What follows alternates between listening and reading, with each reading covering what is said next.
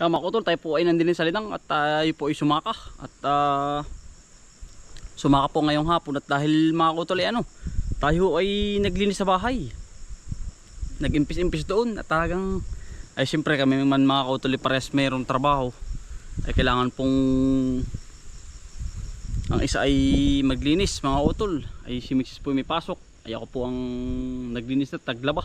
Mga kautol, pagkakadumi po ay talagang ay tayo po sumaka mga kautol at gawa po ng ay ako pero mga kautol ay namimiss ko biro ang linang ay kapag ako nasa bahay, kapag may isang araw man lang akong hindi nakasaka ay gusto ko pa rin lagi ang aking paa pasaka lagi at gawa po ng siyempre mga kautol ay sanay po tayo din at tayo po pati mangunguha mga kautol ng ng pako at kami po mga kautol umay na sa mga karne-karne at madala nga po pati ay kami laging isda ni Mrs. at sa aming anak mga kautol. Dahil ang karne mga kautol ay para po bang ingalos kapag napainam. Balik kumusta ho kayo lahat mga kautol. Ay maganda na nga rin ating palay na rin Talagang napusag na ng husto Abay ikaw po naman ang nakadalawang araw na mainit. Wait, tindig pati, tindig walis na ayan to ang latitipar naman mga kautol. Handaan, hindi. Pero yan ang bilis pong umuno ng tubig, lumiit. Yan, ang mga pang-ulamin. Mga kautol, yan, nangka. Walang kaumay-umay. Dito ay mga kautol, masipag ka lang sa linang. Ang kulang mo nga lang po din mga kautol, yung asin, toyo. Mga pangrekado, sibuyas, bawang, yan. Yun naman po sibuyas bawang hindi nabubuhay dito. Sa mga taga Nueva Ecija lang mga kautol. Kapag gusto mo naman ng dimilang ka, may talong, may kamatis. Dito po ay sagana. Sa abroad ay naranasan ko mga kautol. Lahat ay bili sa Maynila, ganun din. Ultimo yung San Fernando mga kautol, bibilin mo pa rin yun. Hindi na. May isda. Mga kautol, kapag gusto mo mahit dalag. Hindi naman mga kautol yung tipid-tipid po ba. Kumbagay, mas sanay kami sa yung misis ko kasi, mga kautol si Jewel, yan po ay sanay sa bundok din kasi itong aming ito, sa kabila ito yung kanila, mga kautol dyan lang sa Palali. Yan, shoutout po sa mga taga-Palalihin. Ay maaari, kami naman po dadalawa lang kasi yun po bang kain namin. Mga kautol, ako nga po yung nananabana. Sabi ko ba. Pero yung taba ko mga kautol ay flexible. Kumbagay physical ba. Quality mga kautol yung kasi laging batak sa trabaho. Ayan, meron din talong mga kautol kung saka gusto po ninyo. Dito po ay walang sawa. Yan, puputihin na naman. Mga kautol.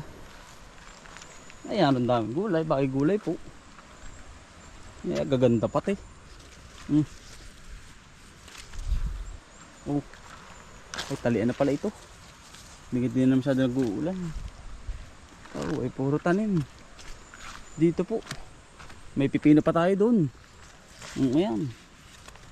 Kaya po talaga mga kakautol, makakatipid ka po ba? Kumbagay sa sobrang, hindi naman yung tipid-tipid, kumbagay kami po ay may mga bayarin pa kumbagay naano din namin yung aming gastusin. Si Mrs. po ang magaling sa ganyan. Siya po lahat ang siya po lahat ang nag-manage.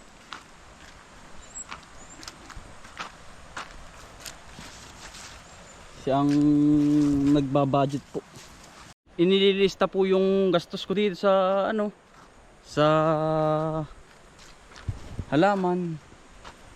At kami mga kautol, kapag nakapera ko sa halaman, ako po ay ako ay sa kuryente at sa tubig. Siya naman mga kautol sa wifi at sa bahay mga kautol. Yun po. Kami patas lang sa gatas sa akin mga kautol. Sa hapon ay ako na rin sa ulam. At ako pa rin sa hapon mga kautol ang nagluluto. Si Mrs. po'y pagod na. Siyempre, abay, alam ko po ang ano ng mga teacher. Yan po ay pagod na pagod sa gabi. Puyat pa nga po. At yung mga nadadala pa sa school, yung galing school, nadala pa sa bahay yung trabahuhin. Kaya po saludo ko sa mga teacher. Ara po, ang palaya naman. Yan, sa kabilang ari. Yan. Kaya po yung mamunguha na. Mga kautol. Dito naman mga kautol, marami pong pako. Dito sa baba ng aking halamanan. Puro pako dito. Kulimlim na mga kautol. Yan, ang sarap nung ganari. Igigisa mo lang mga kautol sa o kaya kinilaw. Yun po ang mga gusto namin, mag-asawa. Hirap din naman mga kautol kapag gano'n. Karne lagi, delikado po sa katawan. Hindi ko naman pinagbabawal po kayo. Nag-iingat lang po. Ingat lang po tayo mga kautol. Ang kulimlim na.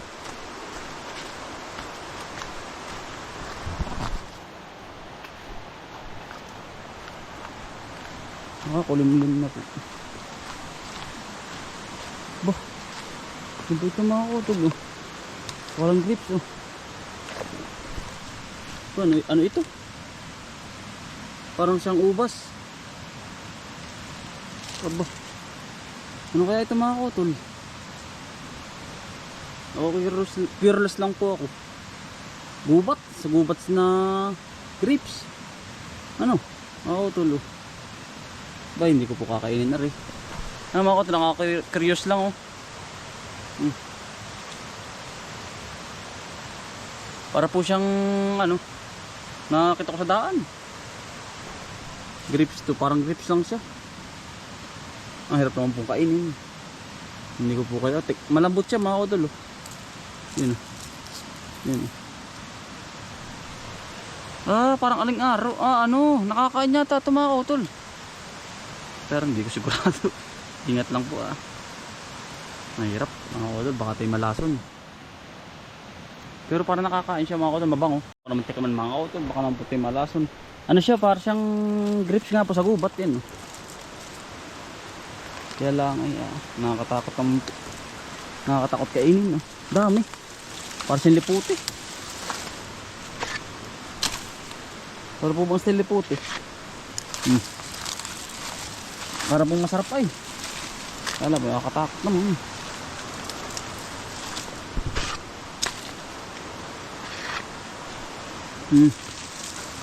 Grips still ano siya, tama po at nakakatuwa.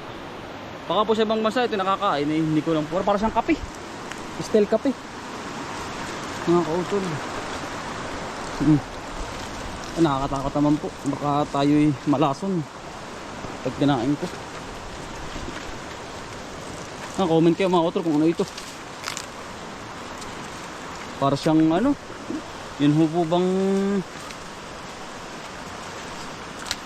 yung liputi, still liputi, pero hindi ko rin alam, hindi ko rin masabi yung ano term nito.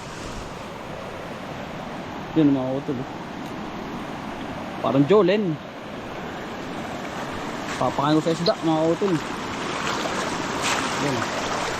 Hindi ko po alam baka lason, baka tayo madali. Pero ano, masarap tingnan sa mata mga kautol. Teka, mamama ko muna. Sa dami ng pako mga kautol, buhay na buhay ka na po dito. Yan. Okay, dito ay walang kapuro problema. Masarap ito mga kautol, yung pako at gaganda pati oh. Ingat lang po't baka may ahasa.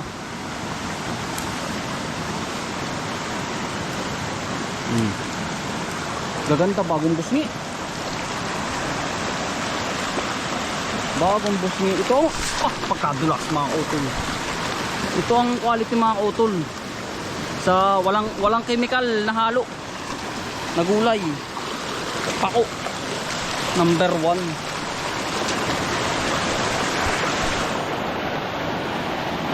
Dami. Yan ang kapal. Pagkakapal.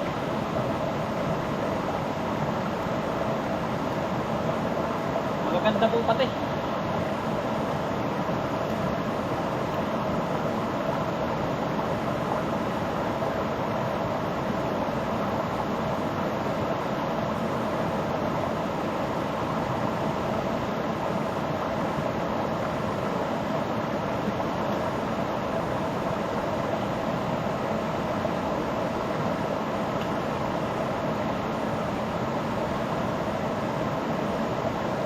Mag-iinikot ka lang mga utol, talagang ang dami ko na makukuha.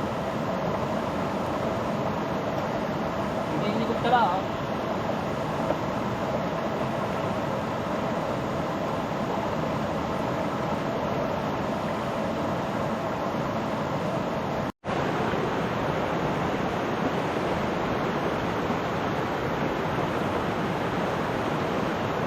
Fresh na fresh mga utol.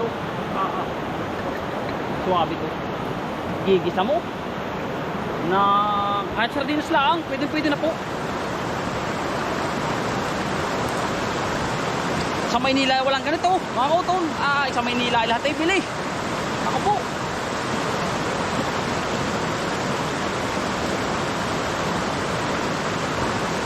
Yun naman mga kautol, sa Maynila ay nanggagaling dito sa mga probinsya po, yung mga pako ay bili. Baka ito yung ganito wala namang presyo, mga halos mga baka 50, 100 pa, 80 pa. Ay talagang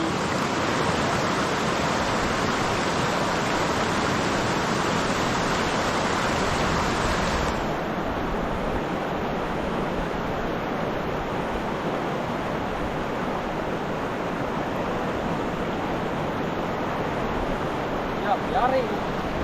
Marami pa.